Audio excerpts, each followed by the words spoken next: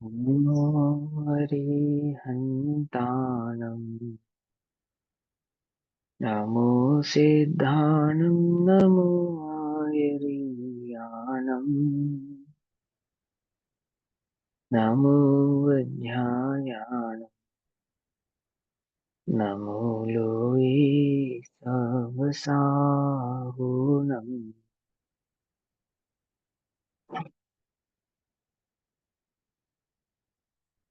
मङ्गलं भगवान् वीरो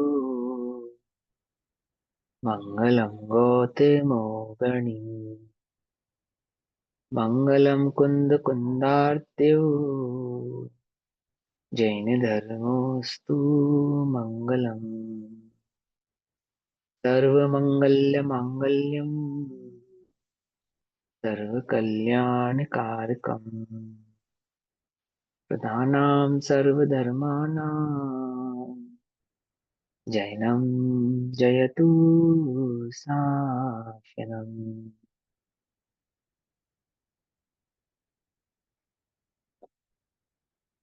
सर्वव्यापीकचिद्रूप स्वरूपाय परात्मने स्वोपलब्धिप्रसिद्धाय ज्ञानानन्दात्मने नमः।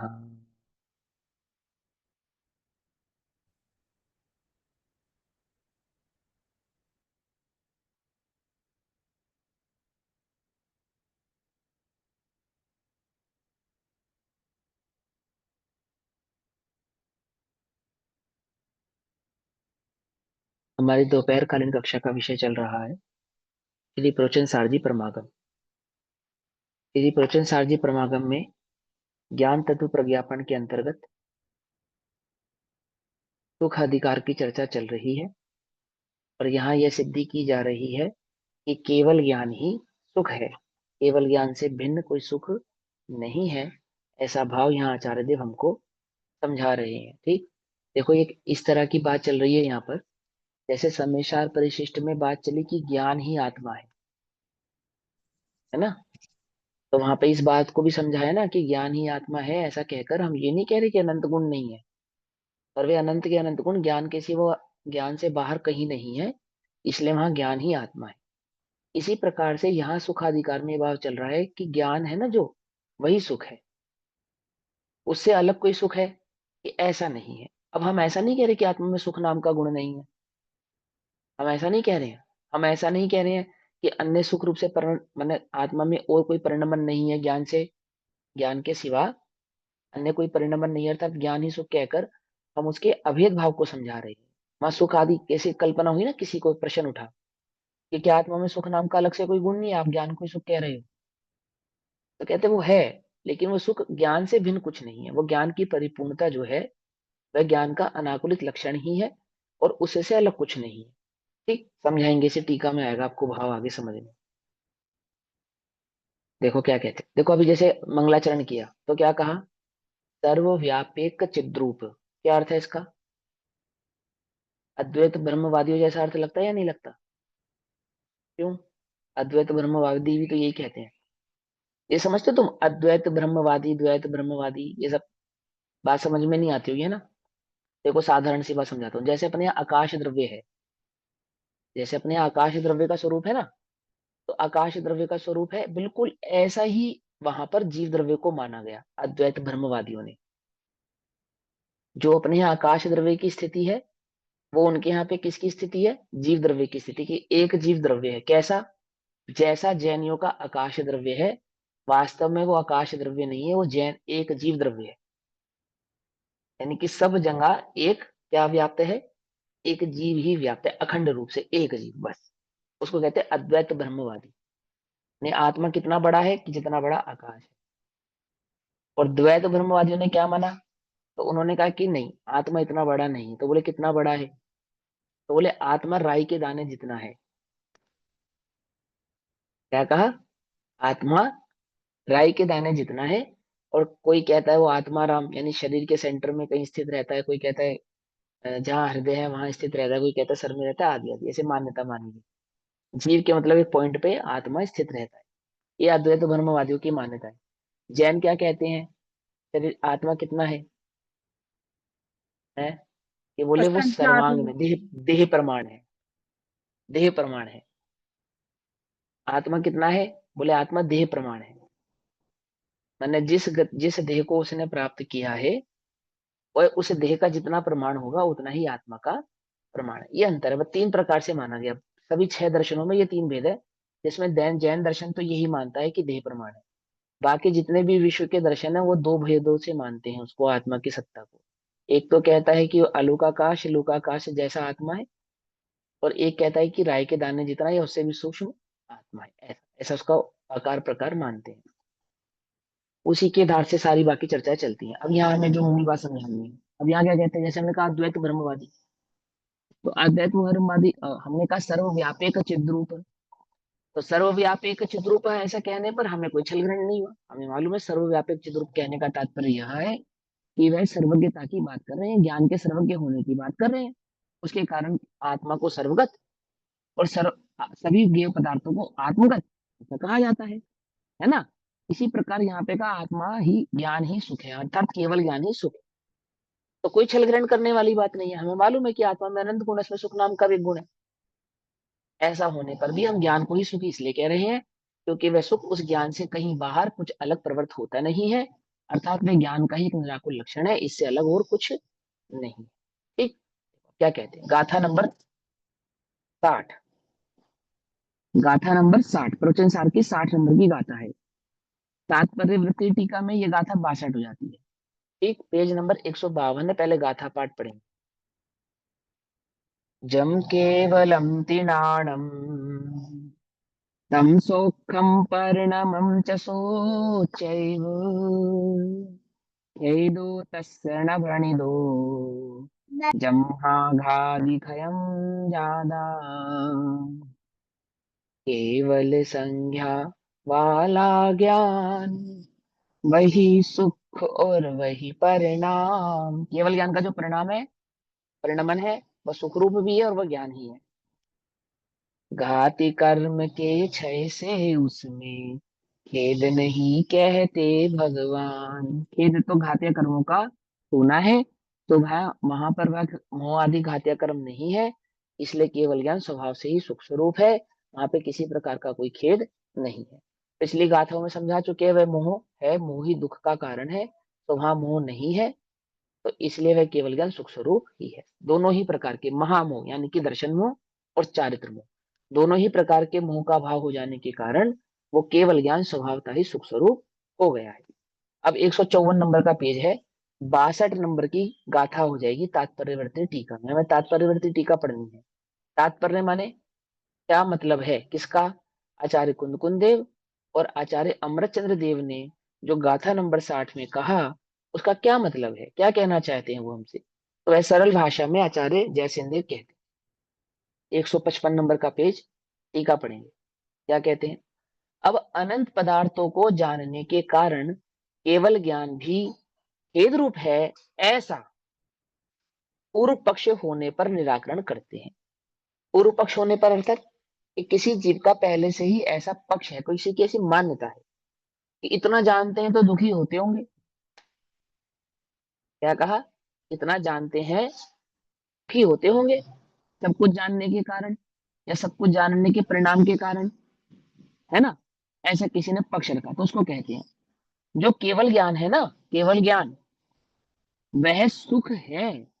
इसलिए क्या कहा, जो केवल ज्ञान है वो स्वभाव से ही स्वरूप से ही कैसा है, सुख है। ज्ञान, केवल ज्ञान और सुख दो अलग अलग बातें नहीं है। केवल ज्ञान ही सुख है। वह सुख है इसलिए उस केवल ज्ञान के खेद या दुख नहीं कहा है। कोई खेद नहीं है उसको, कोई कोई किसी प्रकार का दुख नहीं है। क्योंकि खेद तो जब होवे जब जानने की इच्छा हो एक बात और जाना ना जा सके। तो वहां क्या कहते हैं कि ना तो जानने की इच्छा है, परंतु जानने के लिए कुछ बचा भी नहीं है ना। सब कुछ जाना भी जा रहा है और इच्छा भी नहीं है, दोनों बातें हैं। तो खेद रहित होने के कारण कैसा हो गया कि वह ज्ञान तो परम सुखमय ही है। वह भी किस कारण से केवल ज्ञान को दुख नहीं कहा है, किस कारण से, आप किस कारण से कहते हैं कि केवल ज्ञान दुख रूप नहीं है? तो कहते हैं क्योंकि मोह आदि घाती कर्मों का क्षय हुआ है। जो दुख रूप है वो तो घाती कर्म है, और घाती कर्मों का उस केवल ज्ञान में क्षय हो गया है, इसलिए केवल ज्ञान को दुख नहीं कहा है। प्रश्न, तो फिर उसके अनंत पदार्थों को जानने का परिणाम दुख का कारण होगा। जो अनंत पदार्थों को जानने का परिणाम है, ये तो दुख का कारण होगा ना। जानू, अनंत पदार्थों को जानू, ये तो इच्छा हुई, ये तो दुख रूप होगा। तो ऐसा नहीं, ऐसा नहीं। क्यों नहीं ऐसा? क्योंकि मुझे जानना है ना, वो सहज परिणमन वाला है, खेद परिणमन वाला नहीं है। ये समझाएंगे कैसे। उस केवल ज्ञान के संबंध वाला वह परिणाम है, और वही सुख रूप ही है। बोले केवल ज्ञान का तो ऐसा ही परिणमन है। बोले कैसा? कि वह समस्त लोकालोक को जाने, वह तो उसका सहज परिणमन है, और जो सहजता है वो दुख रूप होती नहीं है। देखो यहाँ पे ऐसा कह सकते थे ना कि वो पर को जानता ही नहीं है, सिर्फ आत्मा में ही रमण करता है, इसलिए दुख रूप नहीं है। बोलो, जब ये प्रश्न उठाया, क्या प्रश्न उठाया? कि वो सबको जानने वाला इसलिए दुख रूप होता होगा।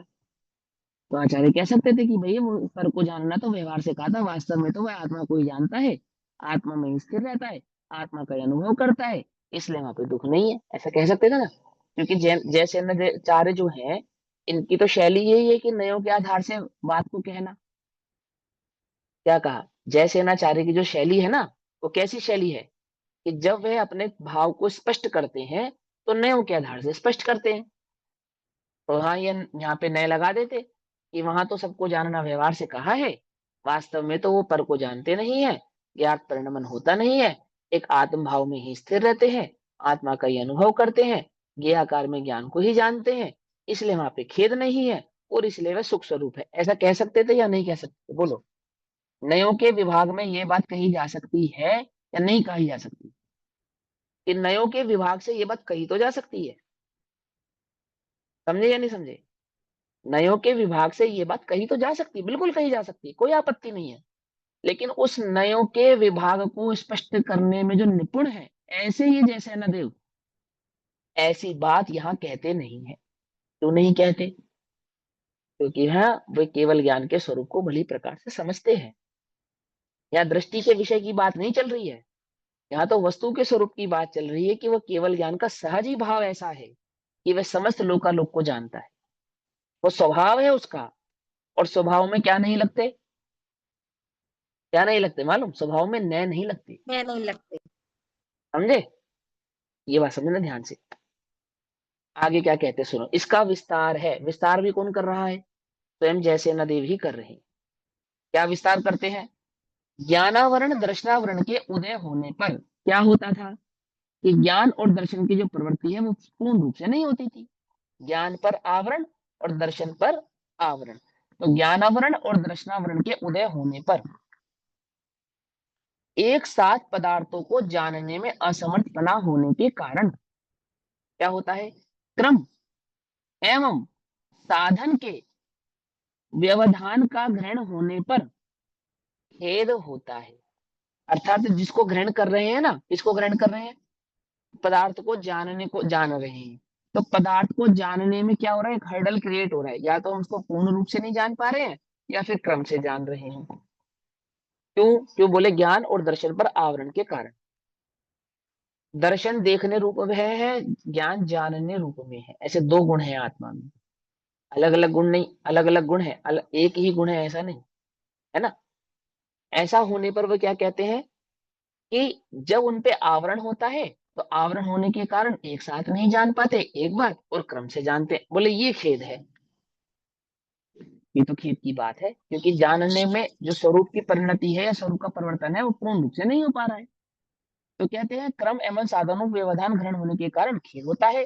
परंतु ज्ञान एवं दर्शन के दोनों के आवरण का अभाव होने पर, किसका अभाव होने पर?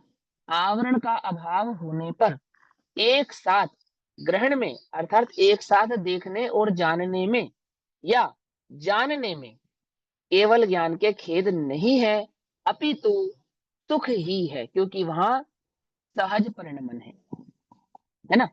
उसी प्रकार उन भगवान के तीन लोक तीन कालवर्ती समस्त पदार्थों को एक साथ जानने में समर्थ अखंड एक रूप प्रत्यक्ष जानने रूप स्वरूप परिणमन होता हुआ। क्या कहा, बड़े ध्यान से समझना। नए विभाग में निपुण लेना चाह रहे हैं, ये कौन, जयसेन देव। क्या बात कह रहे हो मालूम, वो देखो तुमसे क्या कह रहे हैं। उसी प्रकार उन भगवान के, किन भगवान के, जो केवल ज्ञान से प्रसिद्ध है, ऐसे वे अरिहंत सिद्ध आदि भगवान, उनके क्या हो रहा है, तीन लोक तीन कालवर्ती समस्त पदार्थों को एक साथ जानने में समर्थ, निश्चय से या व्यवहार से, जानने में समर्थ, एक साथ तीन लोक तीन कालवर्ती पदार्थों को जानने में समर्थ है। और स्वभाव क्या है, हो ये रहा तो है, ऊपर प्रकाशितपन है निश्चित, ना। हाँ समझ लेंगे। हाँ पेज नंबर 155, 155 नंबर का पेज, टीका चल रही थी। जानने में समर्थ, लेकिन वह समर्थता ऐसा स्वपर को जानने में, मैंने तीनों लोगों के और तीनों कालों को एक साथ जानने पर भी क्या हो रहा है, ऐसा होने पर भी अखंड। अखंड माने अर्थात जहां ज्ञाकारों का भेद नहीं है, एक बात। दूसरा, एक रूप प्रत्यक्ष अर्थात परोक्षपने से जानना नहीं है। तीसरा, जानने रूप स्वरूप परिणमन होता हुआ। क्या कहा, जानने रूप, ज्ञान का स्वभाव कैसा है, जानना, और जानना जानना ऐसा स्वरूप अपने ही रूप से परिणमित होता हुआ, पर की आवश्यकता नहीं, पर के आधार से नहीं, पर का निमित्त नहीं, स्वरूप। यहाँ स्वरूप माने स्वरूपाचरण चालित वाली बात नहीं कर रहे, यहाँ कह रहे हैं वहां वस्तु का स्वभाव रूप परिणमन, सहज परिणमन, जानन भाव रूप वाला परिणमन होता हुआ। केवल ज्ञान ही परिणाम है, अर्थात वह केवल ज्ञान स्वाभाविक भाव से ही समस्त लोकालोक को एक साथ युगपत जानने की सामर्थ्य रखने वाला है, ऐसा ही उसका सहज परिणाम है। सहज, कान से तो सुनते सुनते थक सकते हो, आंख से तो देखते देखते थक सकते हो, क्या कहा, लेकिन ज्ञान जानन जानन भाव वाला थकता नहीं है। बोले क्यों, है उसका सहज स्वभाव परिणमन है। समझे या नहीं समझे, क्यों, क्योंकि वह प्रत्यक्ष भाव वाला है, बिना किसी प्रकार के हर्डल यानी कि आवरण से रहित है, और किसी अन्य की उसे निमित्त की आवश्यकता नहीं, श्वास जैसा है वो तो, सहज, एकदम सहज, है ना। होता हुआ केवल ज्ञान ही परिणाम है, अर्थात वह केवल ज्ञान स्वभाव से ही इस रूप से परिणमित होने वाला है। और क्या कहते हैं, और केवल ज्ञान से भिन्न कोई परिणाम नहीं है जिसमें खेद होगा। वह सहज परिणमन से भिन्न कोई परिणाम नहीं है, असहजता में खेद है, और केवल ज्ञान का परिणमन सहज है, तो सहज परिणमन में कोई खेद नहीं होने से कोई दुख होने वाली बात नहीं है। आगे, अथवा एक और तर्क हम आपको देते हैं, आचार्य जयसेंद्र एक तर्क और देते हैं। अथवा परिणाम के संबंध में दूसरा व्याख्यान किया जाता है, वो जो सहज परिणमन है ना, केवल ज्ञान का जो सहज परिणमन है, इसको एक और तरीके से समझाते हैं हम आपको। क्या है कि एक साथ अनंत पदार्थों के जानने रूप परिणाम होने पर भी, पहली बात, दूसरे तर्क में क्या कहा उन्होंने, एक साथ समस्त पदार्थों को जानने रूप परिणाम होने पर भी। यहाँ जब परिणाम की चर्चा कर रहे हैं तो वहां परिणाम स्वभाव की बात कर रहे हैं। अगर आप इसको नए परिप्रेक्ष्य से समझें तो इसका अर्थ निश्चय ही निकलेगा। समझे या नहीं समझे, परिणाम कह रहे हैं ना, परिणाम, तो किसके परिणाम की बात कर रहे हैं, व्यवहार परिणाम की बात कर रहे हैं, निश्चय परिणाम की बात कर रहे हैं। ये जो स्वभाव परिणाम होता है ना, उसको निश्चय कहते हैं। कि भैया कहाँ लिखा है, कहाँ लिखा है, इसमें लिखा है परम शुद्ध निश्चय भाव है वो उसका, केवल ज्ञान को ऐसा कहेंगे, उल्टा नहीं पकड़ना। देखो क्या कहते, सुनो, जानने रूप परिणाम होने पर भी, अर्थात वहां तीनों लोगों को और तीनों काल की प्रक्रिया को एक साथ जानना हो रहा है। बोले हाँ जानना हो रहा है, तो बड़ा भारी काम हो रहा होगा, बड़ा भारी काम हो रहा होगा, नहीं हो रहा होगा, कि हाँ काम तो भारी हो रहा है, लेकिन क्या, कि वहां वो भारी सामर्थ्य वाला ही है, इसलिए वह काम उसके लिए भारी नहीं है। तो क्या कहा, वीर्य अंतराय का पूर्ण क्षय होने से क्या प्रकट हुआ, अनंत वीर्यपना होने से, अर्थात उसकी ऐसी सामर्थ्य होने से, ऐसा ही सहज स्वभाव होने से क्या होता है, खेद का कारण नहीं है। खेद का कारण तो जब हो, जब अपनी सामर्थ्य से अधिक होकर कोई कार्य करे। पकड़ में आई बात? और वहां तो वह उसका सहज स्वभाव ही है, उसकी ऐसी सहज सामर्थ्य ही है। और क्या कहते हैं, और उसी प्रकार शुद्धात्मा के समस्त प्रदेशों में, ये जो आत्मा है ना, आत्मा, वो केवल ज्ञान कहाँ प्रकट हुआ है? आत्मा में प्रकट हुआ है। बोले आत्मा ही केवल ज्ञान है, पहली बात तो ये कह रहे हैं। तो समस्त प्रदेश केवल ज्ञान रूप होते हुए समरसी भाव से, समरसी भाव से अर्थार्थ में मान के चलो ऐसा कहना चाहते हैं वो, कि वहां आत्मा में सहज तदात्म्य स्वभाव से, तदात्म्य संबंध है ना आत्मा का अपने आनंद गुणों के साथ, तो समरसी भाव से, समरसता से अर्थात समान भाव से, समान भाव से उसका रस यानी कि उसका विपाक, उसका स्वभाव जो प्रकट हुआ समरसी भाव से, परिणमन करने वाले सहज शुद्ध आनंद एक लक्षण सुख रूप के स्वाद की परिणति रूप। क्या कहा? वहां जो अनंत गुणों में अथवा आत्मा के सर्वांग में वो जो केवल ज्ञान रूपना प्रकट हुआ, उस केवल ज्ञान में अनंत सामर्थ्य भाव प्रकटता के साथ वह परिणमन किस प्रकार का हो रहा है, कि वह परिणमन सहज, अर्थात उसको करने के लिए किसी प्रकार की मेहनत नहीं करनी पड़ रही, जो स्वभाव से ही शुद्ध है, अर्थात किसी प्रकार का उसमें आवरण और कषाय भाव नहीं है। आनंद एक लक्षण, उस परिणमन का लक्षण ही निराकुल भाव वाला है। शुद्ध है ना, शुद्ध है ना, तो शुद्ध का अपोजिट क्या होता है? दुख होता है। पकड़ में ही बात? शुद्ध का अपोजिट दुख होता है, यानी कि अशुद्ध होता है। तो यहाँ शुद्ध किसको कहते हैं? कि शुद्ध यहाँ पे निकषाय भाव को कहते हैं। तो निकषाय भाव माने क्या? बोले अनाकुलता। तो अनाकुलता का मतलब क्या हुआ? आनंद एक लक्षण, ज्ञान का वह सहज परिणाम आनंद एक लक्षण, सुख रस के स्वाद की, आनंद एक लक्षण, आनंद का लक्षण जो कैसे जानने में आ रहा है? सुख भाव से जानने में आ रहा है।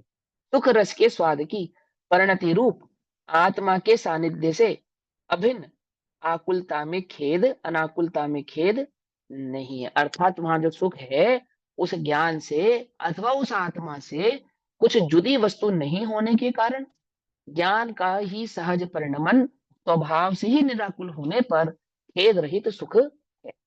अब आगे क्या कहते हैं, सुनो ध्यान से। संज्ञा लक्षण प्रयोजन आदि के भेद होने पर भी, क्या कहा? आत्मा में मात्र एक ज्ञान गुण है या अनंत गुण है? बोलो। अनंत गुण है। और अनंत के अनंत गुण अपना अपना कार्य करते हैं या एक दूसरे का कार्य करते हैं? अपना अपना कार्य करते हैं, दूसरे का कार्य नहीं करते हैं। हम ये बात मानते हैं कि वो एक द्रव्य है और उस एक द्रव्य में ज्ञान आदि अनंत गुण है, इसको कहते हैं संज्ञा। संज्ञा माने क्या? जैसे ज्ञान एक गुण है, दर्शन एक गुण है, चारित्र एक गुण है, वीर्य एक गुण है, इसको कहते हैं संज्ञा। और सबका लक्षण भी अलग अलग है ना? लक्षण अलग है ना। लक्षण किसको कहते हैं? जिससे वस्तु को प्राप्त किया जाता है उसको लक्षण कहते हैं।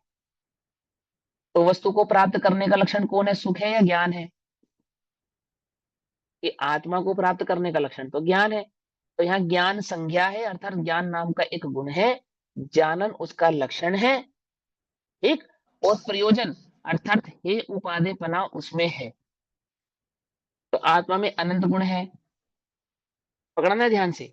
हम उसका ऐसे भेद का को मना नहीं कर रहे हैं। अनंत गुणों का अपना अपना लक्षण है और अपना अपना प्रयोजन है, हम उसके लिए मना नहीं कर रहे हैं। सभी गुण हैं, भिन्न भिन्न भाव से हैं, अपना अपना कार्य करते हैं, एक दूसरे का कार्य नहीं करते हैं, उसका हमने निषेध नहीं किया। परंतु वे सभी अखंड भाव से तदात्म्य भाव वाले हैं और एक ज्ञान को समर्पित है। क्या कहा? बात समझ में आ रही नहीं आ रही? ये बात समझ में आती है? देखो ये बात इन्होंने क्या लिखी, संज्ञा लक्षण प्रयोजन आदि के भेद होने पर भी, है ना। फिर क्या लिखा? निश्चय से, यानी कि भेद कहां से है? व्यवहार से। अब आत्मा में अनंत गुण निश्चय से हैं या व्यवहार से हैं? बोलो भैया। आत्मा है। में अनंत गुण निश्चय से हैं या व्यवहार से हैं? निश्चय से, निश्चय से। निश्चय से है, ये समझो। परंतु वे अनंत गुण निश्चय से होने पर भी तदाद में संबंध वाले हैं, अखंड हैं, खंडित नहीं है, अलग अलग नहीं है, अखंड है, तदाद में है। और उन तदादमय गुणों को हम भिन्न भिन्न प्रकार से कहते हैं, ऐसा कहने निश्चय पर से भी। है भैया, ऐसे कह सकते हैं निश्चय से है, और व्यवहार से कहा जाता है कि आत्मा में अनंत गुण है, ये तो ये व्यवहार का कथन नहीं, हो गया ऐसा ना। नहीं, नहीं, नहीं। तो हम भेद करके व्यवहार, समझाते हैं, तो हम कैसे व्यवहार से तो समझाते हैं? हम भेद करके समझाते हैं। हाँ। एक ज्ञान है, उसका ये काम है, एक दर्शन है, उसका ये काम है, एक चारित्र है, उसका ये काम है, वीर्य का ये काम है, आदि आदि आदि। ऐसे अनंत गुणों के को भेद कर करके उनके अलग अलग काम को समझाना, अलग अलग कार्य को समझाना। तो तो इसको भेद व्यवहार जो में। देखो, हाँ सुनो, व्यवहार वस्तु में है या वस्तु को समझाने में है? समझाने में है। तो हम जब वस्तु को समझाते समय उसका उसका उसको खंडित कर रहे हैं ना, उसका नाम व्यवहार है। तुमने वस्तु को खंडित ही मान लिया या नहीं मान लिया? अब हम कहते हैं अखंड है, तो तुम कल्पना करते हो कि एक ही गुण होगा। बोले सियादवाद कैसा है? अखंड है, अनंत गुणात्मक है। ये अनंत गुणों का खंड है वस्तु में, ये अनंत गुणों का खंड नहीं है। अनंत गुण है, अनंत गुणों का भिन्न भिन्न कार्य है, तथापि अनंत गुणों का भेद उस वस्तु में नहीं है। जैसे आंख कहाँ है? यहाँ है। बाकी सर्वांग में तो आंख नहीं है ना? नहीं है। समझे नहीं समझे? तो ऐसा नहीं है कि एक अपेक्षा एक जगह ज्ञान है, एक जगह दर्शन है, एक जगह सुख है, एक जगह वीर है, ऐसा नहीं है। तो कैसा है? सर्व आत्मा ही ज्ञान है, आत्मा ही सुख है, आत्मा ही वीर है, आत्मा ही चारित्र है, ऐसा है। आई बात समझ में? है ना? तो हम सुख वीर चारित्र आदि वाला क्यों नहीं कहते? क्योंकि सुख वीर आदि चारित्र से प्रयोजन की सिद्धि नहीं होती है। प्रयोजन की सिद्धि तो ज्ञान से होती है। इसलिए हम उस आत्मा को एक ज्ञान है ऐसा कहते हैं। आई बात समझ में? आती है समझ में? नहीं समझ में आती? ये वस्तु को समझने का तरीका है। तो आचार्य देव क्या कहते हैं कि हम ऐसा कहकर, ज्ञान को ही सुख कहकर, ऐसा नहीं कह रहे कि उस आत्मा में अनंत गुण नहीं है।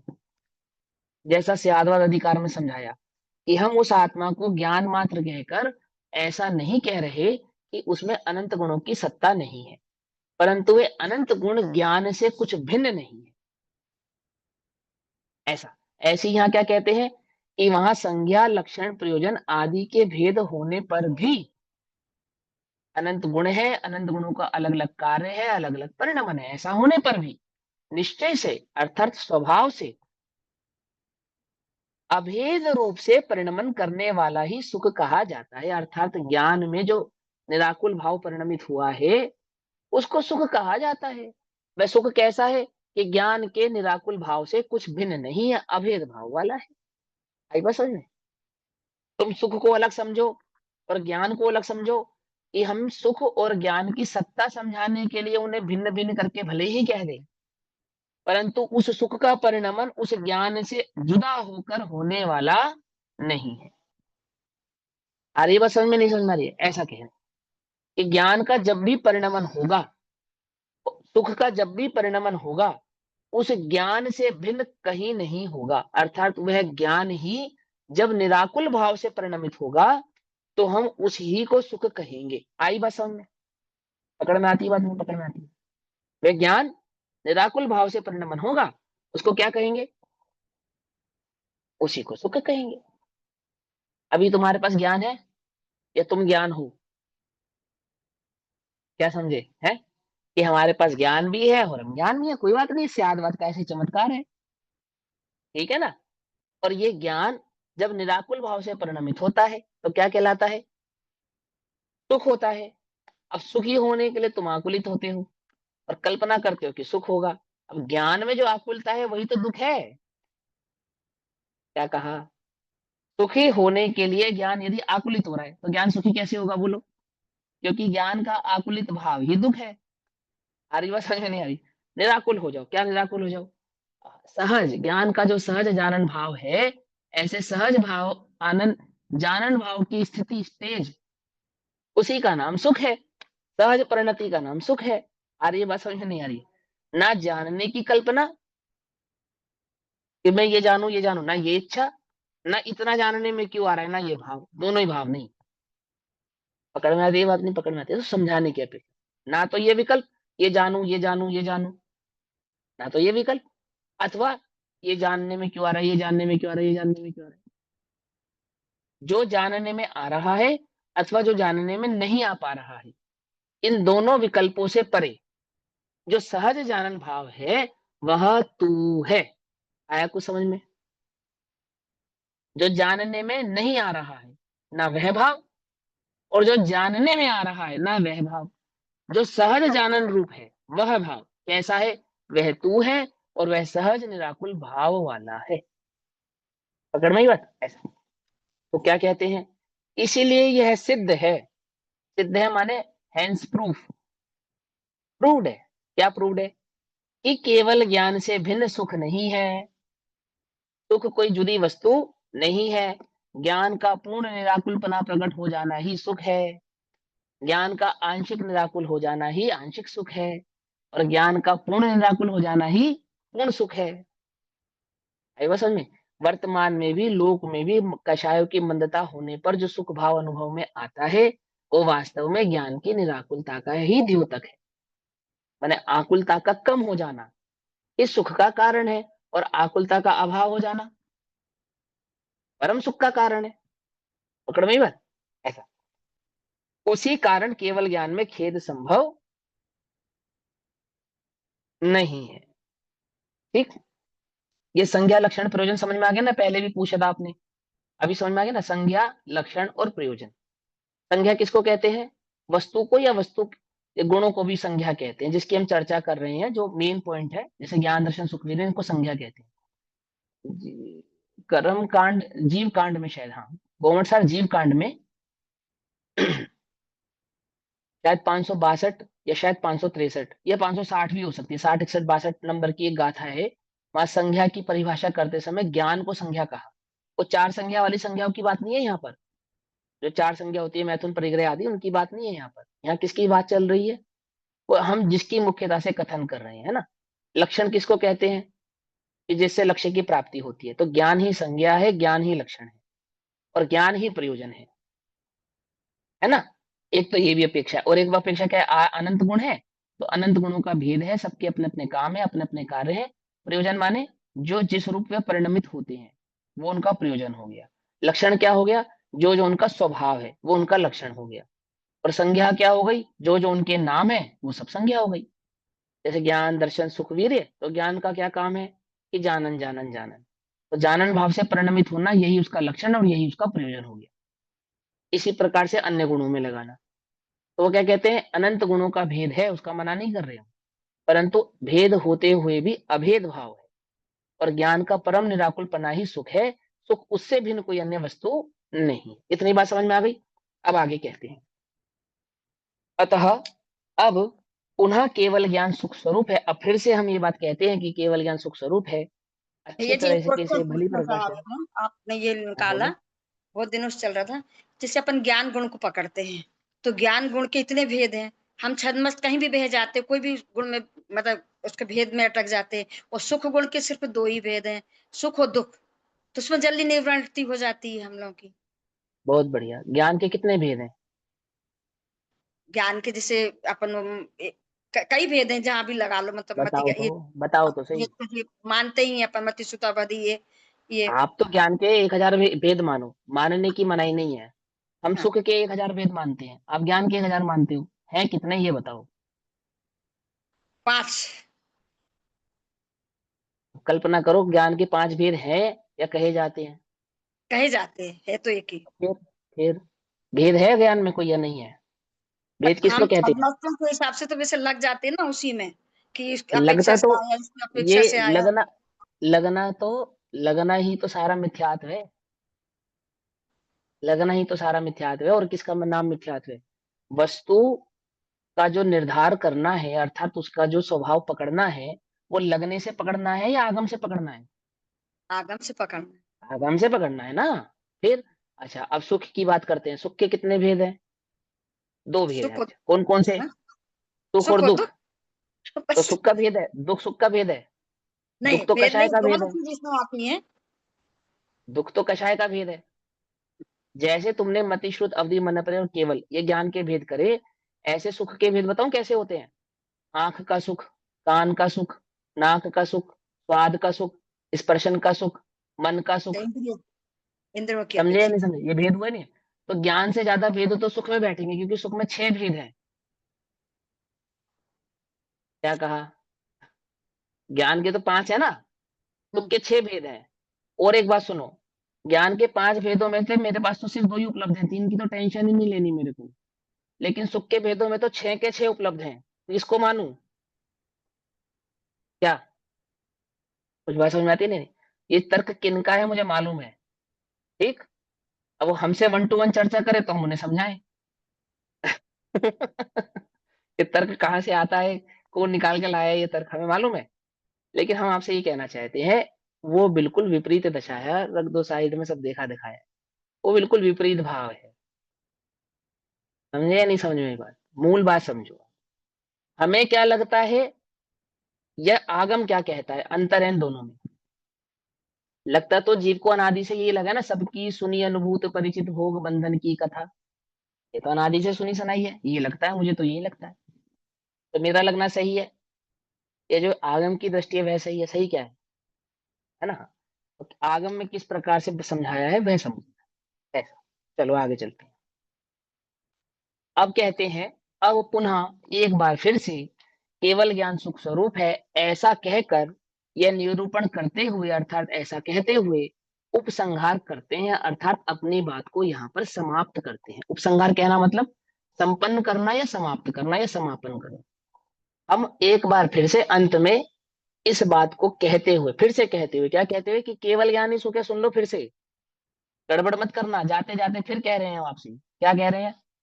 कि केवल ज्ञान ही सुख है, ऐसा हम आपसे एक बार फिर से कहते हैं। उस भाव को प्रकट करते हैं 61 नंबर की गाथा में। तात्पर्य, तत्व, तत्व प्रदीपिका ना, हाँ, तत्व प्रदीपिका गाथा नंबर 61। हाँ, कहते हैं, नाणम अत्थम तगयम लोया लोये सुवित्थणा दिट्ठी नानट्ठमनिट्ठं सौवम् इत्थं पुणं जंतु तदं लब्धम् ज्ञान सकल ज्ञेयो में पहुंचा। पहुंचा या नहीं पहुंचा?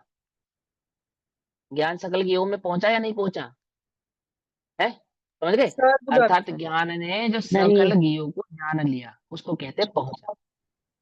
टू नो को ही कहा जा रहा है यहाँ पर, टू गो, जानने को ही जाना ऐसा कहा जा रहा है, ठीक है। ज्ञान सकल ज्ञेयो में पहुंचा और दर्शन विस्तृत लोकालोक, और दर्शन का विस्तार भी लोकालोक में हो गया, ठीक। तो ज्ञान तो ज्ञेय तक रहा, और दर्शन कहाँ चला गया? आलोक में भी चला गया। ज्ञान तो नहीं जा पाया ना आलोक में, यही है ना इसका अर्थ है। कि भैया एक ही अर्थ है, वहां आलोक भी ज्ञेय ही है, ठीक है ना। क्योंकि वहां पे ज्ञेय, वहां पे जो भिन्न भिन्नता का, भिन्न भिन्नता का भेद करने वाला है ना, वो ज्ञान है, इसलिए वहां उसको ज्ञेय, ज्ञान ज्ञेय संबंध की अपेक्षा से ज्ञेय कहा। और विस्तृत लोकालोक कहने का तात्पर्य क्या है? क्योंकि वह अखंड भाव से जानता है ना दर्शन, दर्शन भेद नहीं करता, अखंड भाव को, सत्ता मात्र का अवलोकन करता है। तो वहां लोकालोक को एक अपेक्षा से कहा, ऐसा। ज्ञान सकल ज्ञेयो में पहुंचा, दर्शन विस्तृत लोकालोक, सर्व अनिष्ट विनष्ट हुए, जो इष्ट सभी वे प्राप्त अहो। है ना, अनिष्ट माने अर्थात समस्त घातीय कर्मों का अभाव हो गया, और जो इष्ट था अर्थात जो आत्मा का सहज स्वभाव था, वो क्या हो गया? वह उसको प्राप्त, लब्ध यानी कि प्राप्त हो गया। लब्धम लिखा ना लास्ट में, लब्धम, लब्धम यानी कि प्राप्ति। किसकी प्राप्ति हो गई? कि उसे अपने इष्ट अर्थात सहज स्वभाव की प्राप्ति हो गई। ज्ञान में अनंत ज्ञान पना, दर्शन में अनंत दर्शन पना, सुख में अनंत सुख पना, और वीर्य में अनंत सामर्थ्य पना। ऐसा उसका अविनाभावी सुख संबंध सहज ही उसको प्राप्त हो गया है, ऐसा के। कैसे हुआ? क्योंकि ज्ञान ने समस्त लोकालोक को जान लिया है, इसलिए ऐसा हुआ है, ऐसा कह रहे हैं, ठीक। क्या कहते हैं? ज्ञान पदार्थों के पार को प्राप्त है, तो ज्ञान पदार्थों के प्राप्त पार को प्राप्त हो गया, तो इसमें तो एक गड़बड़ हो गई भैया। बोले क्या? कि ज्ञान ये प्रमाण नहीं रहा, ये उसे अधिक हो गया, है ना। ये प्रमाण यानी कि जितने गे थे उतना ही रहना चाहिए था, और ये गेव से भी पार चला गया। तो जहां गे नहीं थे वहां पे भी पहुंच गया, नहीं पहुंच गया ज्ञान? है, बोलो। शब्द मलेच्छ नहीं होना, समझे? क्या नहीं होना? शब्द मलेच्छ नहीं होना, भाव समझना। कहते हैं अर्थात जिनने समस्त ज्ञेयों को युगपत और द्रव्य गुण पर्याय से जान लिया है, उसको कहते हैं पार होना। पार होना मतलब वस्तु के अंतर और बाहर दोनों भावों को भली प्रकार से जान लिया, उसको कहते हैं पार होना। ठीक है ना। प्राप्त है। और दर्शन लोकालोक में विस्तृत है, यानी अखंड भाव से उस लोकालोक को जानने वाला है, अस्तित्व भाव को ग्रहण करने वाला है। सर्व अनिष्ट नष्ट हो चुका है, अर्थात सभी प्रकार के घातिया कर्मों का अभाव हो चुका है। अनिष्ट माने घातिया कर्मों का अभाव हो चुका है। और जो इष्ट है वह सब प्राप्त हुआ है, अर्थात लब्ध हुआ है। इसलिए केवल ज्ञान सुख स्वरूप है। सुख किसको कहना? अनिष्ट का अभाव हो जाना, सुख का प्रकट हो जाना, लोकालोक को ज्ञात हो जाना, यही सुख है। इससे अधिक अन्य कोई भाव सुख नहीं है। ऐसा सहज स्वभाव वस्तु के परिणमन का यह बतला रही। सुख का कारण स्वभाव प्रतिघात का अभाव है। स्वभाव प्रतिघात का अभाव माने, है ना, जो आत्मा के अनुजीवी गुण, अनुजीवी गुणों का जो घात है करने वाला, वह घात्य कर्म, उस घात्य कर्म का जो अभाव है, तो क्या है वह सुख है। घातिया कर्मों का अभाव करना ही सुख है, ऐसा कह रहे हैं। तो सुख का कारण स्वभाव प्रतिघात का अभाव है।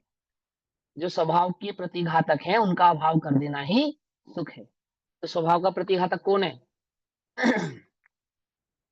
मोह। मोह, मोह स्वभाव का प्रतिघातक है।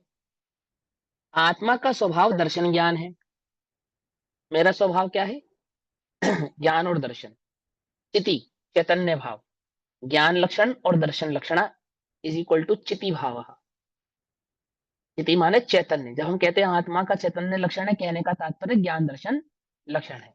ज्ञाता दृष्टा आत्म नाम, हूँ स्वतंत्र निश्चल निष्काम, है ना।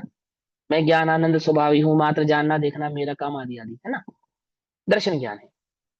केवल दशा में, अर्थात केवल ज्ञान दशा में उनके दर्शन ज्ञान के प्रतिघात का अभाव है। अर्थात ज्ञान को घात करने वाला और दर्शन का घात करने वाला, तो ज्ञानावरणीय और दर्शनावरणीय, ऐसे दोनों ही आवरणों का क्या हो गया है? वहां पर अभाव हो गया। कहां पर? केवल ज्ञानी अवस्था में। तो वहां पे ना तो आत्मा के स्वभाव यानी केवल और दर्शन दोनों का घात करने वाला कोई आवरण ही नहीं है, क्योंकि दर्शन लोकालोक में विस्तृत होने से और ज्ञान पदार्थों के पार को प्राप्त होने से, अर्थात लोकालोक में विस्तृत होने से, अर्थात अखंड भाव से लोगों को जान पहचानने से, लोकालोक को अखंड भाव से अस्तित्व को पहचानने के कारण, और कौन किसका अस्तित्व है, किस प्रकार से है, किस रूप से है, किसके कौन से गुण है, किसकी क्या पर्याय है, कब परिणमन होगा, कब नहीं होगा, किस आधार से होगा, आदि आदि भाव को जानने वाला है ज्ञान, उसको कहा पार। ठीक होने से वह दर्शन ज्ञान स्वच्छंदता पूर्वक, स्वच्छंदता पूर्वक अर्थात अब उन पर किसी प्रकार का कोई अंकुश नहीं है ना। स्वच्छंद प्रवृत्ति को बुरा मानते हैं ना, या नहीं मानते हैं? बोले मोही की स्वच्छंद प्रवृत्ति बुरी है, और निर्मोही की जो परिणति है वो स्वभाव से ही स्वच्छंद है। स्वच्छंद है अर्थात आवरण रहित है। पकड़ में बात नहीं? पकड़ में? आवरण रहित है, स्वच्छंद आवरण रहित है। स्वच्छंदता पूर्वक अर्थात स्वतंत्रता पूर्वक, बिना अंकुश, किसी के बिना दबे विकसित है, अर्थात पूर्ण भाव से विकसित हो गई है। मोह का स्वच्छंद होना दुख रूप है, और वीतरागता का स्वच्छंद होना वो सुख रूप है। सिंपल। स्वतंत्र मोह स्वतंत्र होकर घूमता है, जैसे अनर्गल प्रवृत्ति करने वाला स्वतंत्र, दुर्जन पुरुष स्वतंत्र घूमे तो दुख रूप है, और सज्जन पुरुष स्वतंत्र घूमे तो सुख रूप है। सीधी सी बात, है ना। अगर चोर है, डकैत है, ये स्वतंत्र होकर घूमने लगे तो क्या होगा? सज्जनों का घात होगा या नहीं होगा? लेकिन अगर सज्जन पुरुष स्वतंत्रता से घूमते हैं तो ना वे चोर डकैतों का हनन करते हैं, ना सज्जनों का, वे किसी का हनन नहीं करते। अंतर समझ में आ रहा है नहीं आ रहा है ना? तो वो जो वीतराग परिणति है, ज्ञान का स्वच्छंदपना क्या है, कि ज्ञान का स्वच्छंदपना तो केवल ज्ञानपना है। और ये जो मैं ये जानू ये स्वच्छंदता नहीं है, इसको जानू उसको जानू, बोले ये तो मोह है। ये ज्ञान का परिणमन नहीं है, ये तो ज्ञात परिणमन है। ज्ञानार्थ परिणमन में जानने की इच्छा नहीं है, और जिसमें जानने की इच्छा है वो ज्ञात परिणमन होने से स्वच्छंद है, दुख रूप है। पकड़ में ये बात नहीं? पकड़ में? वो ज्ञान की स्वच्छंदता नहीं, वो तो मोह की स्वच्छंदता है। और जो सहज लोकालोक को जानना है वो, उसमें मोह है ही नहीं, वो तो ज्ञान का स्वभाव है। अंतर समझ में आ रहा है नहीं आ रहा है ना? तो क्या कहते हैं, बिना अंकुश बिना किसी के दबे विकसित है, इस प्रकार दर्शन ज्ञान रूप स्वभाव के प्रतिघात का अभाव है, अर्थात दर्शनावरणी ज्ञानावरणी आदि कर्मों का अभाव है। इसलिए स्वभाव के प्रतिघात का अभाव जिसका कारण है, ऐसा सुख अभेद विवक्षा से केवल ज्ञान का स्वरूप है। कौन सी विवक्षा से? अभेद विवक्षा से। आ गई बात समझ में? क्या कहा यहाँ पर? जैसे हमने अन्य गुणों को ज्ञान कहा, ऐसे ही हमने सुख को भी ज्ञान कहा। क्यों कहा? अभेद विवक्षा से सुख को ज्ञान क्यों कहा, ज्ञान को सुख क्यों नहीं कहा? ज्ञान के कारण ही सुख है। अतीन्द्रिय हाँ, ज्ञान ही अतीन्द्रिय। हाँ, वो कह रहे हैं कि ज्ञान है ना, जो ज्ञान, ज्ञान के बिना सुख जाना जाएगा कहाँ? कहाँ जाना जाएगा बोलो? कहीं नहीं जाना ज्ञान जाएगा। में, इसलिए हम, ज्ञान में, ज्ञान हाँ, में ही जाना उस केवल ज्ञान को, और ज्ञान केवल का वो ज्ञान। जो निराकुल पना है उसको अभेद भाव से सुख कह रहे हैं। अभेद विवक्षा से कहने का तात्पर्य क्या है, कि सुख नाम का एक गुण है, उसका निषेध नहीं कर रहे हैं, लेकिन वह ज्ञान की निराकुलता ही सुख है और उससे अलग कुछ नहीं है, ये भी समझा रहे हैं। दोनों बातें समझा रहे हैं आप। कोई ऐसी कल्पना ना करे कि आत्मा में सुख नाम का गुण नहीं है, बोले ऐसा भी नहीं है। तो आप यहाँ ज्ञान को ही सुख क्यों कह रहे हो? बोले वो सुख माने ज्ञान का निराकुल पना ही है, इससे अलग कुछ नहीं है। ठीक है, आई बात समझ में? जैसे चारित्र के संदर्भ में, चारित्र क्या है? ज्ञान की स्थिरता और अस्थिरता ही चारित्र है। तो चारित्र नाम का कोई गुण आत्मा में है या नहीं है? ये है। चारित्र नाम का आत्मा में गुण है, परंतु वे ज्ञान के अस्थिर और अस्थिर भाव के सिवा और कुछ नहीं है। पकड़ में ये बात नहीं? पकड़ में? कैसे समझाते हैं हम चारित्र को? किसकी स्थिरता? उपयोग की स्थिरता और उपयोगी की अस्थिरता, इसी का नाम चारित्र है ना। तो उपयोग किसको कहते हैं? ज्ञान ज्ञान दर्शन को, के दर्शन प्रसाद। को। बस। पकड़ में आती बात नहीं? पकड़ में आती? श्रद्धा नाम का गुण है आत्मा में या नहीं है? यहाँ है। लेकिन वो ज्ञान में श्रद्धा से भिन्न और कुछ नहीं है। ज्ञान पर में श्रद्धा करे उससे भिन्न कुछ नहीं है। ऐसे ही सुख नाम का गुण आत्मा में है या नहीं है? बोले हाँ है। लेकिन ज्ञान की निराकुलता से भिन्न और कुछ नहीं है। ऐसे समझा या अखंडता समझ में आ रही है? तुम्हें नहीं समझ में आ रही है? इस लक्षण से समझा कभी तुमने भेद अभेद भाव को? समझा? कभी कल्पना करी दर्शन मैंने कल्पना तो क्या कही, चिंतन किया कि दर्शन ज्ञान चारित्र भेद कैसे और अभेद कैसे है? आखिरी बात समझ में नहीं समझ में आती है ना। तभी तुम्हें वस्तु स्वरूप समझ में आएगा, ऐसे भेद करते रहोगे तो समझ में नहीं आएगा। तो ज्ञान का परिणाम अलग हो रहा है, श्रद्धा का अलग हो रहा है, चारित्र का अलग हो रहा है या नहीं हो रहा है? कि तीनों का भिन्न परिणमन होते हुए भी ज्ञान से अलग कुछ नहीं हो रहा है। आ रही है वो समझ में? ज्ञान से भिन्न कुछ और नहीं हो रहा है।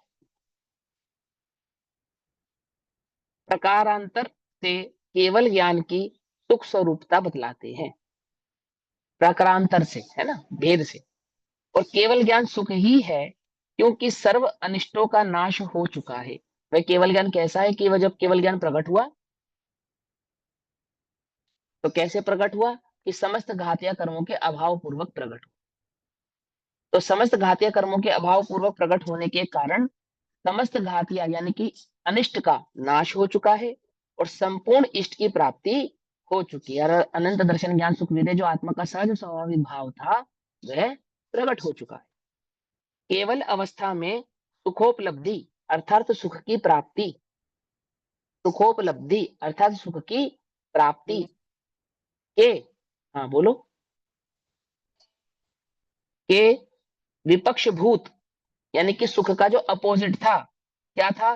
दुखों के साधनभूत, दुख का कारण क्या था? अज्ञान। उस अज्ञान का संपूर्णतया नाश हो जाता है। आगे बस समझ। अज्ञान किस किस को कहते हैं मालूम? दर्शन मोह और चारित्र मोह, दोनों को अज्ञान विवक्षा है। दर्शन मोह को तो अज्ञान कहते ही हैं, ये तो अध्यात्म की सर्वगत सर्वमान्य विवक्षा है। परंतु चारित्र मोह को भी अज्ञान कहते हैं। समझे नहीं समझे? क्यों कहते हैं? बोले समस्त कषाय भाव का नाम ही अज्ञान है। मिथ्यात्व तो अज्ञान है ही, क्योंकि मिथ्यात्व भी अनंतानुबंधी संबंधी कषाय का परिणाम है ना, अश्रद्धा की अपेक्षा से मिथ्यात्व, और कषायों के भेद में अनंतानुबंधी। ठीक है ना?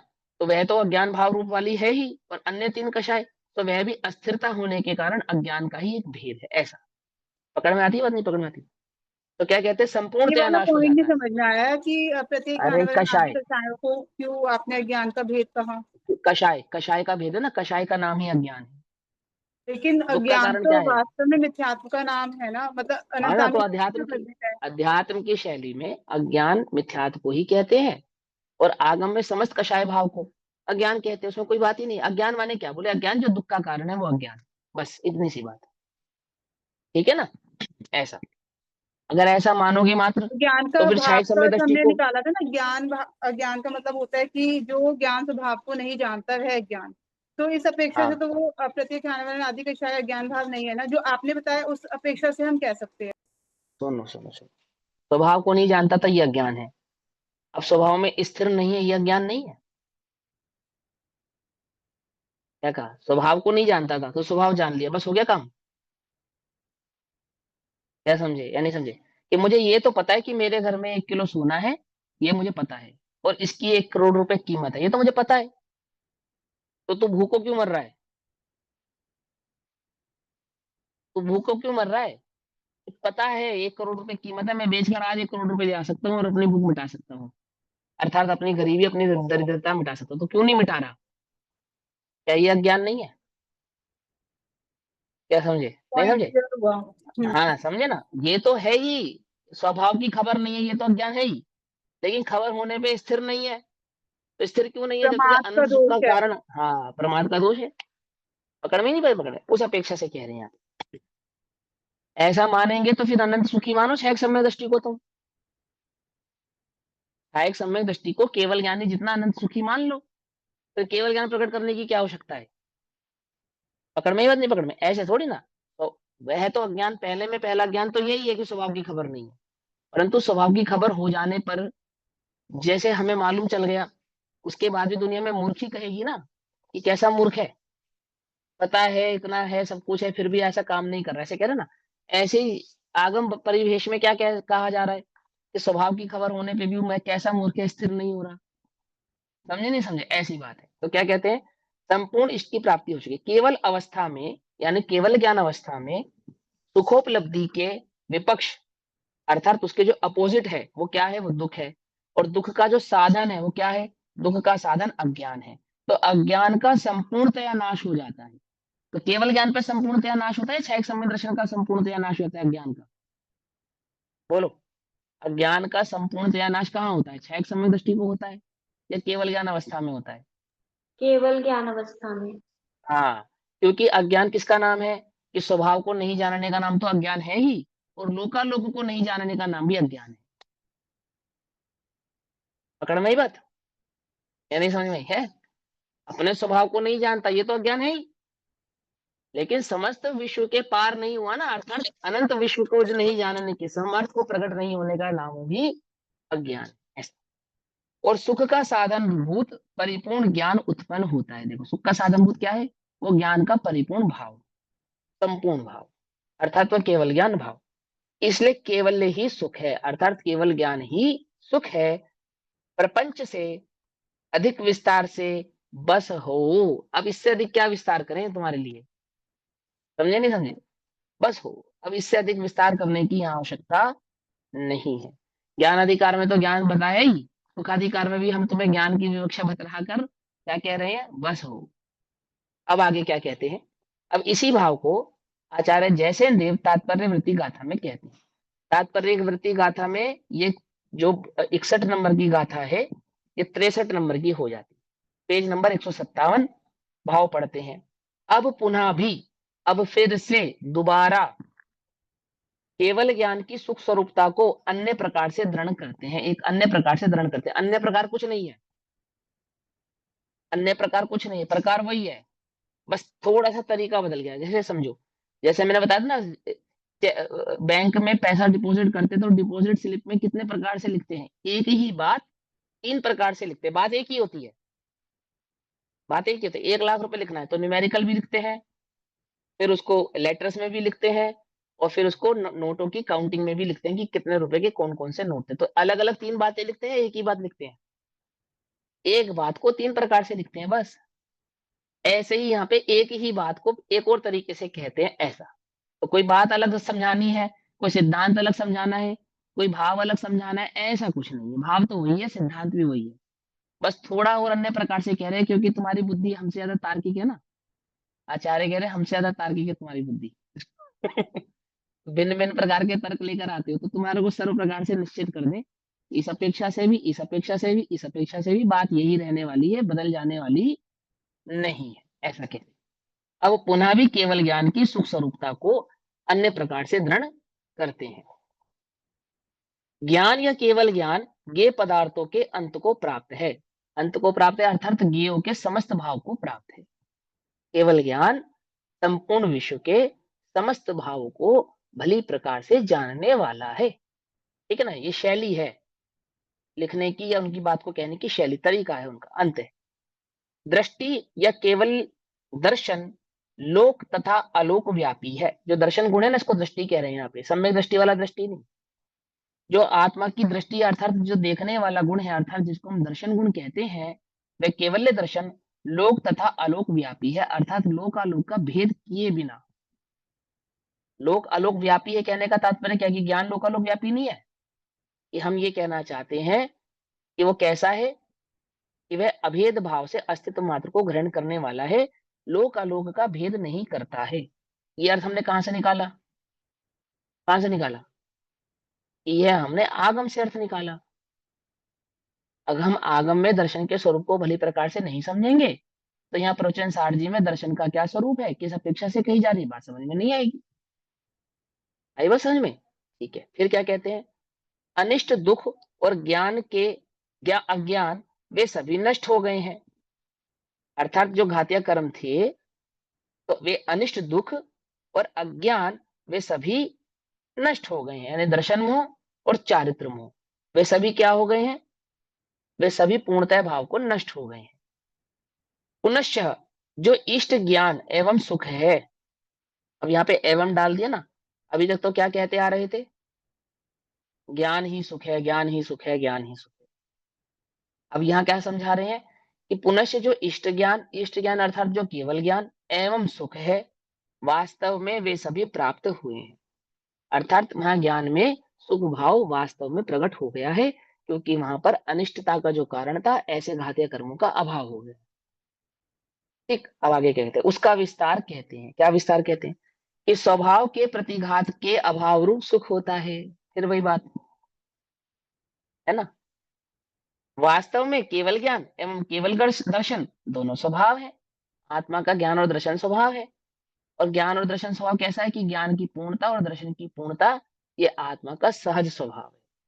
केवल ज्ञान स्वभाव भी आत्मा को कहा जाता है ना, कहा जाता नहीं कहता, इसलिए कहा जाता है। उनके घातक 2 आवरण रूप कर्म है। उस केवल्य स्वभाव को प्रकट होने के जो आवरण भूत हैं, वो कौन कौन से हैं, कि वे आवरण भूत तो ज्ञानावरणी और दर्शनावरण। केवलियों के उन आवरण रूपी कर्मों का अभाव हो गया है, अर्थात स्वभाव का संपूर्णता प्रकटपना हो गया है। इस कारण से स्वभाव के जो घातक कर्म थे, उनके अभाव रूप अक्षय अनंत सुख होता है।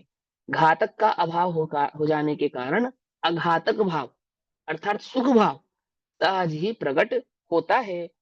और क्योंकि परमानंद एक लक्षण सुख के, क्या कहा, परम आनंद एक लक्षण, उसका एक लक्षण है, उस ज्ञान का, उस केवल ज्ञान का क्या लक्षण है, परमानंद। सुख के विपरीत क्या है, आकुलता के उत्पन्न करने वाले जो अनिष्ट दुख एवं अज्ञान है, तो नष्ट हो चुके हैं। अभी तुम दुखी हो या नहीं? किसके कारण? ज्ञान के कारण या अज्ञान के कारण? कि नहीं भैया, पड़ोसी के कारण? अज्ञान के कारण, समझे मिथ्यात्व नहीं के समझे? कारण। हाँ, पड़ोसी समझ गए ना? समझ गए ना पड़ोसी? हाँ, लगा लेना पड़ोसी, अपने अपने बहुत सारे पड़ोसी हमारे पास है। है पड़ोसी ना? में हम कर्म भी कह सकते हैं।